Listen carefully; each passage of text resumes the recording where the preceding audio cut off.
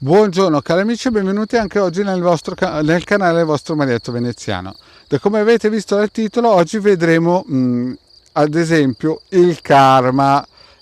Il karma, che molte persone mi dicono ma allora è tutto prestabilito. Però prima di fare questa pillola il vostro Marietto vi chiede di iscrivervi al canale del YouTube di Hildegard e al canale YouTube del vostro Marietto Veneziano, di venirci a trovare nei nostri gruppi Facebook e anche in Telegram, dove a lunedì sera Hildegard e Marietto Veneziano alle 20:30 coadiuvati da Milas tengono un percorso esoterico gratuito e siete tutti invitati e vi mettiamo giù il tappeto rosso se venite. Bene, adesso però voglio anche dirvi, se lasciate qualche bel commento sotto nella descrizione di questo video, se il vostro Marietto fa i salti di gioia, e anche un bel super like non fa mai male. Bene, parliamo un po' adesso di questo benedetto karma, che in tutte le new age, in tutte le salse viene in un certo senso spalmato su.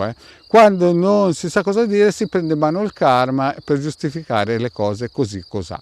Allora, prima di tutto dovete sapere che esistono dei rituali propiziatori che aiutano un pochettino a levigare, a limare certi karma, però è chiaro che certi gradini li dobbiamo fare, nel senso, se uno abita su una scalinata di 170 gradini, o gli mettono un ascensore particolare o i gradini devi fare, e l'ascensore particolare potrebbe essere un rito propiziatorio, ma se deve andare da A a B ci va per forza di cose. Adesso vi voglio raccontare una cosina che mi era successa da me da piccolino, per darvi l'idea che cosa intendo dire per l'ascensore particolare.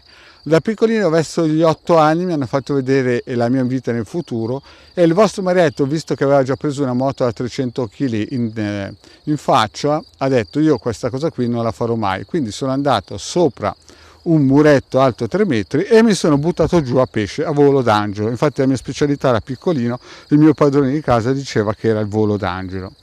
Quando sono arrivato giù pensavo di ritornare in cielo, in paradiso, in quel posto che avevo visto a 7 anni e mezzo, ma quando sono uscito al corpicino, perché capite che a quell'età lì si fa in fretta a uscire dal corpicino per il semplice fatto che si è molto esili e delicati, al posto di vedere gli angioletti e il tunnel mi sono trovato una persona con la barba e la giacca grigia, il completo grigio e una camicia bianca e la cravatta rossa, che mi diceva che dovevo tornare indietro perché sarei dovuto andare per forza in quel posto che mi avevano fatto vedere. Dopodiché sono ritornato dentro e, visto che avevo picchiato la testa, mi ero dimenticato quel posto dove sarei dovuto andare. Passa il tempo e mi rifanno rivedere il mio futuro, e di nuovo il vostro Marietto a un certo punto decide: no, io quella cosa qui nella vita non la voglio fare, quindi va di nuovo su quel muretto, si butta giù a volo d'angelo, pam, becca una botta e esce dal corpo e ritrova quel personaggio che lo sbatte dentro e dice: no, guarda, io sono un tuo discepolo, tu mi hai ordinato di farti ritornare indietro quando sarebbero successe queste cose e non cedo. E io cominciavo a saettare, anche se ero piccolino, ma alla fine mi ha fatto ritornare indietro. Chiaramente quando sono tornato indietro avevo dimenticato quello che mi avevano fatto vedere per la botta, e quindi mi sentivo sereno. Passa il tempo, torno la terza volta, però ero più grandicello.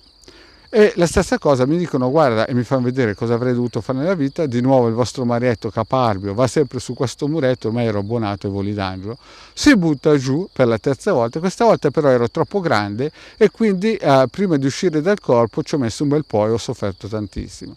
Alla fine quello che il solito tipo con la camicia bianca, cravatta rossa e completino grigio mi dice: guarda che questa volta è l'ultima volta, dopodiché non si può più fare.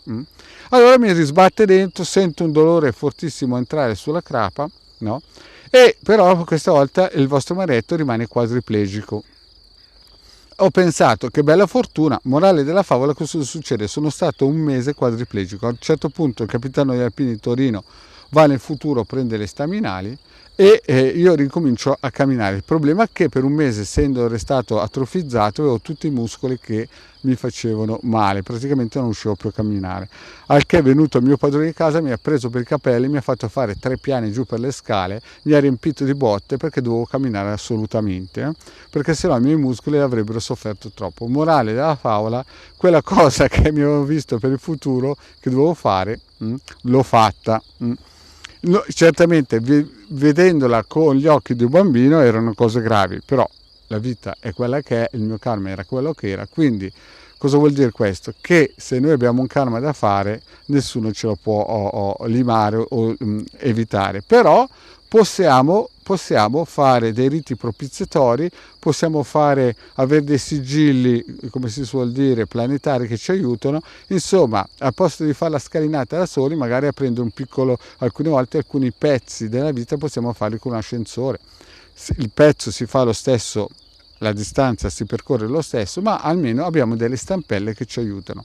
Quindi per quelli che credono che si può pulire il karma, nel senso si può evitare certe cose, penso proprio di no, perché se no figuratevi se non l'avrebbero fatto me, cioè non mi avrebbero evitato di farlo a me.